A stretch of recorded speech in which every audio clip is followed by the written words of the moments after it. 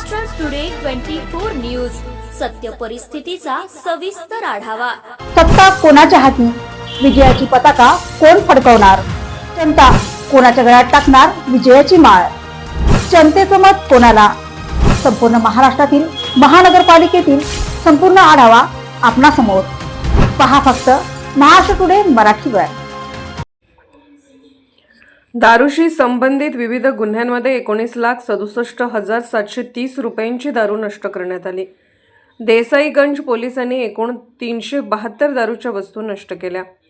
गडचिरोली जिल्ह्यात दारूबंदीच्या काळात बेकायदेशीरपणे दारूची वाहतूक करण्याचा प्रयत्न केला जात आहे। त्यामुळे गडचिरोलीचे पोलीस अधीक्षक श्री निलोत्पल यांच्या आदेशानुसार जिल्ह्यात अवैध दारू विक्री करणाऱ्यांवर कडक कारवाई करण्यात येत आहे। त्यामुळे विविध पोलीस ठाण्यात दाखल असलेल्या गुन्ह्यांमध्ये जप्त केलेली दारू लुबाडली जाते आणि नवीन कारवाई दरम्यानही जागेअभावी प्रलंबित पुरावे जास्त काळ जतन करणे कठीण होते। त्यामुळे माननीय प्रथम श्रेणी न्यायालय देसाईगंज यांच्या आदेशानुसार महाराष्ट्र दारूबंदी कायद्याअंतर्गत 2023 ते 2025 दरम्यान देसाईगंज पोलीस ठाण्यात दाखल झालेल्या एकूण 372 गुन्ह्यांमधून जप्त केलेले पुरावे 6 जानेवारी 2026 रोजी नष्ट करण्यात आले।